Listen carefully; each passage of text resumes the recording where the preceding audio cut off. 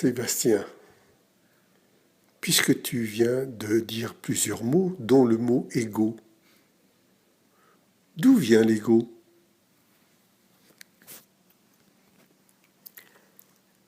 D'où vient l'ego? Avant de dire d'où vient l'ego, définissons ce qu'est l'ego.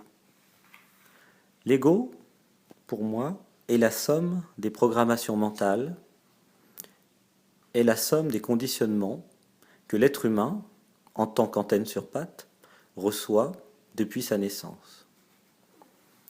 Par les parents, l'école, la culture, la télé, les entreprises, l'être humain est conditionné. La liste de tous ces conditionnements, c'est ce que j'appelle l'ego. Il est construit, il est programmé. L'éveil, l'augmentation du niveau de conscience, va permettre de déprogrammer, ligne par ligne, j'allais dire, petit à petit, l'ego. Et lorsque l'ego aura disparu ou lorsqu'il sera très faible, alors ce que nous sommes vraiment, c'est-à-dire l'amour, le cœur, l'âme, alors ce que nous sommes vraiment pourra s'exprimer. À ce moment-là, quand l'ego meurt, le vrai soi naît. C'est alors une renaissance qui apparaît. D'où vient l'ego? L'ego se construit. Je parlerai même des égos, car j'ai pu en découvrir de multiples. D'où viennent-ils? Ils se construisent généralement durant l'enfance, par des programmations. Il vient ou ils viennent par des croyances, de fausses croyances. Dès qu'on est petit, nous gravons des choses dans nos mémoires, telle une éponge aspirant toute l'eau. Notre mémoire aspire les choses, des convictions, des croyances, des constructions mentales.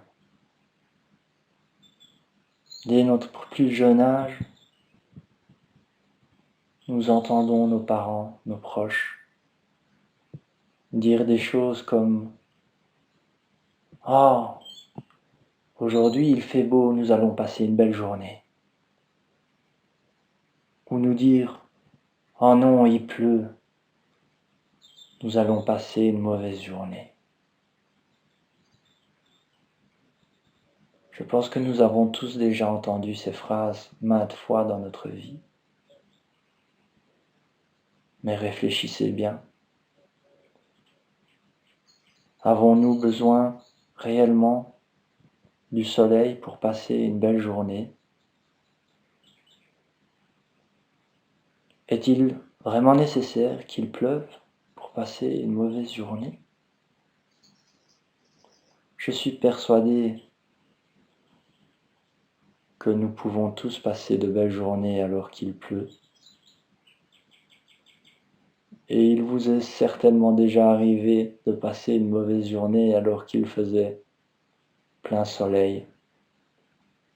Tout ceci, ce sont des constructions mentales, des croyances gravées dans notre inconscience, qui au fur et à mesure du temps s'empilent et viennent construire des égos. Dès notre plus jeune âge, on nous dit ce qu'on doit faire, comment on doit le faire. Et on nous dit que si on ne fait pas ainsi, ça n'ira pas. Et si on ne fait pas ceci, on ne nous aimera pas. Et à un certain moment donné, l'enfant se dit, si je suis simplement moi, ça n'ira pas. On ne m'aimera pas. Et comme chaque enfant, chaque être humain a besoin d'amour, de reconnaissance, il commence à muter. Il commence à accomplir les programmations pour recevoir cet amour, pour recevoir cette reconnaissance. C'est là que nous nous éloignons de nous et que nous commençons à mettre des masques, à jouer un rôle. Et les égos prennent petit à petit vie. Ils prennent petit à petit le contrôle sur notre vie. Alors comment se libérer de nos égos? Tout d'abord, il faut prendre conscience que nous en avons. Prendre conscience que la plupart du temps, ils ont pris le contrôle sur notre vie, que nous ne prenons pas vraiment de décisions, mais que les décisions sont déjà prises par nos égos, par nos constructions mentales, par nos croyances. Une fois que vous avez pris conscience de cela, commencez à les observer. Observez-vous. Restez ancré dans le moment présent. Et si vous y restez suffisamment, vous pourrez démasquer tous vos égos l'un après l'autre et prendre conscience qu'ils n'ont pas raison d'être. Et c'est par cette prise de conscience, ancrée dans le moment présent, que vous arriverez à vous déprogrammer.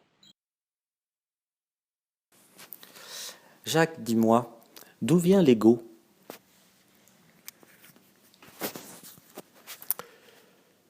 L'ego dont tu me parles